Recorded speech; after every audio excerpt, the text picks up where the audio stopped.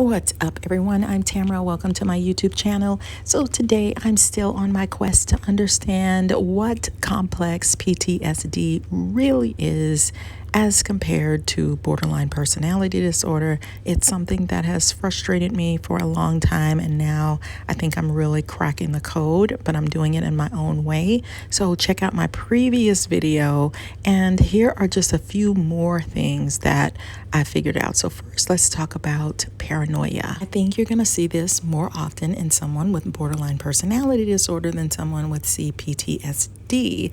So paranoia is a symptom, or can be a symptom, of BPD. Stress-related paranoid ideation is one of the 9 possible diagnostic criteria for borderline personality disorder. So if someone is experiencing this, they may see signs and symbols of hostile intent everywhere. They may detect hidden meanings in speech, body language, casual glances, and other behaviors that would seem non-threatening or perfectly benign to anyone else.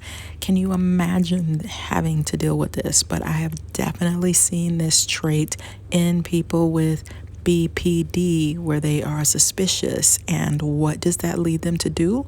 It leads them to go after the person that they think is giving them these weird looks, and this person is after me, and people will tell them, we're not after you at all. What are you talking about? They can really destroy their families with this type of thinking, accusing people of doing things or having bad intentions, and it just doesn't make any sense to anyone else. But the borderline is trying to protect themselves because they have gone through some trauma. It's really a defense mechanism to keep themselves safe. You're probably not going to see this so often in C-PTSD. I just don't think so. They usually think clearer than this about people. Now, that doesn't mean that they don't react badly to slights. You said this is what you meant type things. But as far as creating lots of scenarios where somebody is after them, they generally don't do that. So to me, that is a difference between those two disorders. Let's talk about boundaries as it relates to these two. So with borderlines, people have a tendency to want to create boundaries with them because they feel like the borderline is overstepping their bounds. They're getting too close. They're being too clingy. They need some space.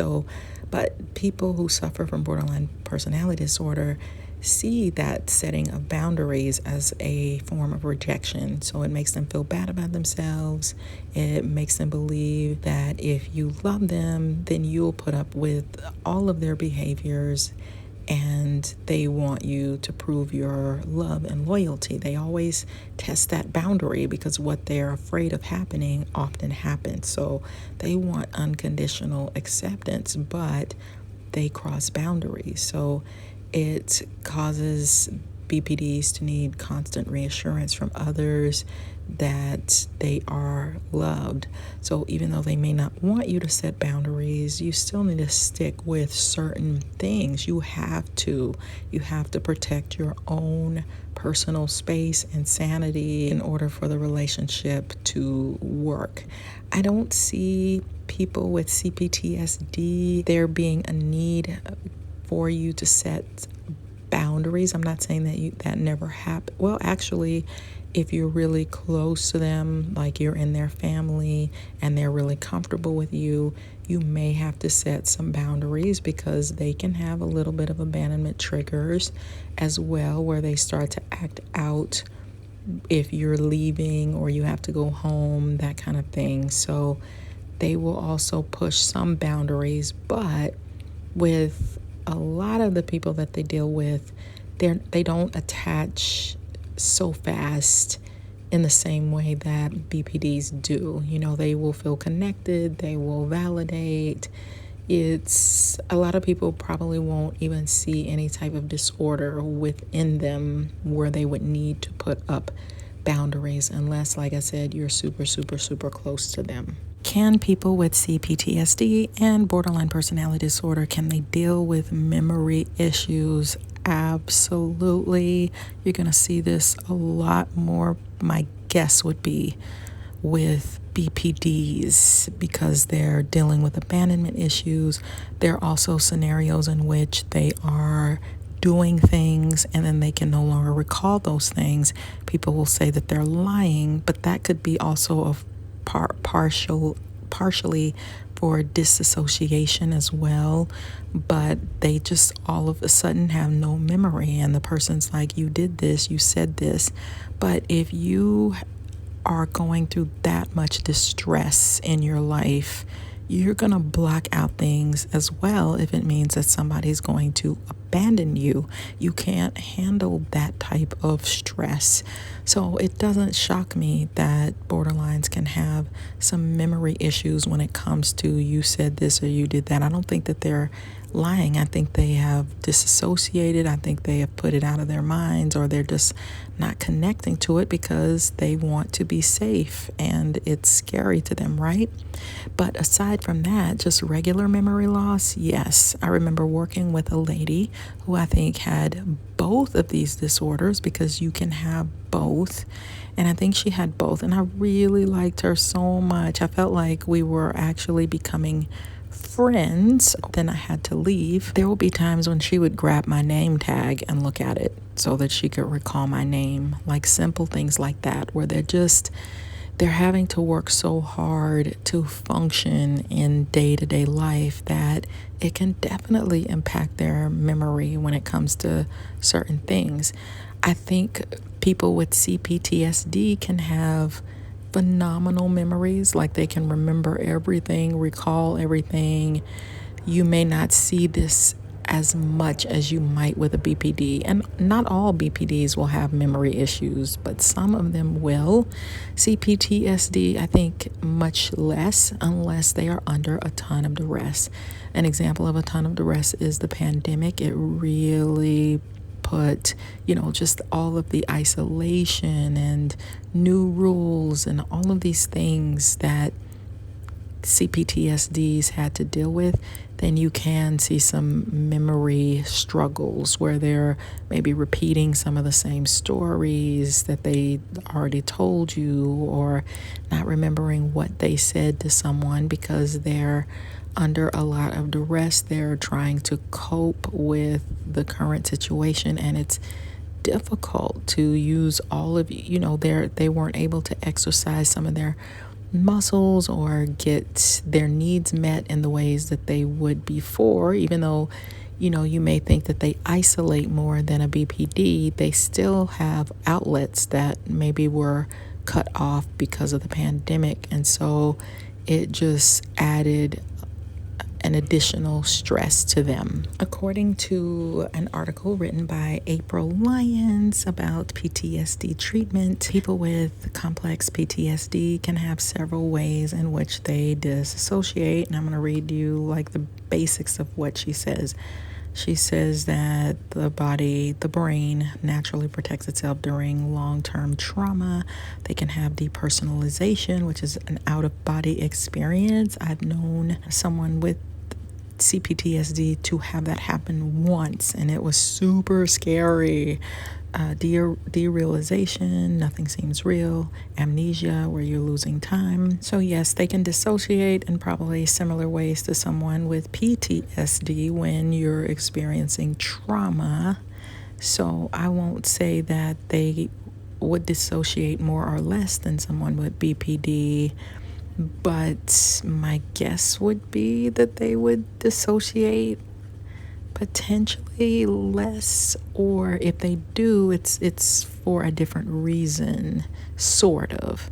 They are triggered by trauma, by fear, whereas someone with borderline personality disorder, they need to escape. It's a means of escape. It's a means of coping. It's a means of not dealing with things that are too difficult and too painful for them to deal with. So they can kind of separate themselves for a while to cope, or they may not even realize that they're not really available or here. I remember seeing a guy on Married at First Sight do that, where he was brushing his teeth, his wife was talking to him, and it was like he wasn't there anymore. Like he wasn't hearing her, he wasn't responding, he went somewhere else. And it's just the body's way of coping with life because of the painful things that they've gone through. So can people have both of these at the same time? Absolutely. But in my previous video, I was trying to give a clear picture of what each looks like independent of the other. But yes, some people will have both of these. And I started sharing with you a lady who I think definitely had both of those.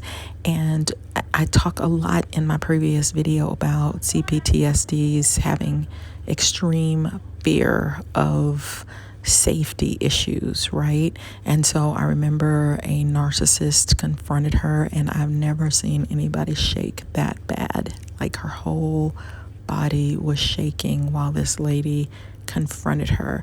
I remember her calling me on the phone, and I heard someone in my backyard, and it did scare me. But I was just kind of starting to get to know her, and her reaction was huge. Oh my gosh, call the police. What's going on? What's happening? And then I realized, oh, the exterminator said they were coming today. So I looked in the backyard. It was the exterminators. So, turned out to be not a big deal, but her reaction was just so panicky and understandably so, over the top, but to not know me that well, or to kind of not know what's going on, her reaction was like 1,000. She totally freaked out.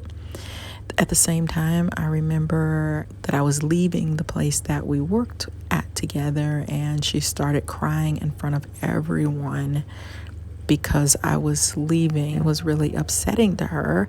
That's where the borderline, I think, comes in, because you're leaving. So that's extremely painful and scary for them when they feel bonded and close to you. So she had a pretty big reaction to that. I remember the pandemic had just started, and she was already like, can you come to my house? Can you come over? We can take walks together, coming up with ideas and I was like, not comfortable, because we had been in the pandemic for maybe 3 months and nobody knew what the heck was going on. But she was really insistent because there was the abandonment issue happening. So with her particular situation, her father had been in foster care and adopted, and so there was probably some genetic links to potential, borderlines, because he hadn't bonded with his biological parents, and he had a lot of issues, and the brother was having issues, and so it's really sad, but yeah. So if you think I've hit the mark with these areas for C-PTSD and BPD, tell me. If you think I've missed the mark, tell me, because I'm trying to figure this out. So if you know more than me, then I'm going to listen to whatever you have to say. All right, you guys, check out my book, The Workplace NaRCISSiST by Tamara Zyon. It's on Amazon. I worked my way through understanding narcissism through that book. So you'll definitely want to check that out. And thank you for watching. Share my videos and remember to like it. And I'll see you guys on the next video. Bye.